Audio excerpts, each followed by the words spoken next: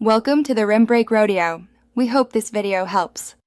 You begin by confirming your carrier supports a second line via eSIM and that you have the activation QR or carrier code. Once ready, connect to Wi-Fi and sign into your Apple ID so activation can complete smoothly. Then open Settings, tap Cellular, and choose Add Cellular Plan.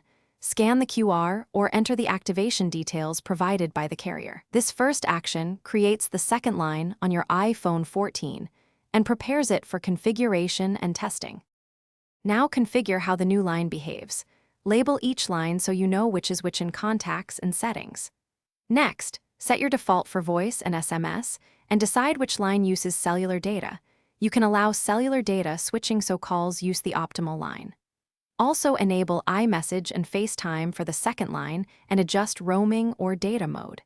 These steps control billing, caller ID, and data usage, ensuring calls and messages go over the correct line without surprises. Finish by testing. Place calls and send texts using each line, then verify mobile data works by browsing or streaming.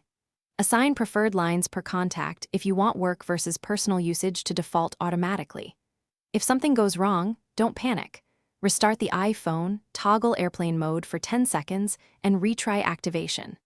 If activation still fails, confirm the carrier activated the eSIM account and contact carrier support. These final checks ensure both SIMs function reliably for daily use. Thanks for watching. Consider subscribing if we helped you.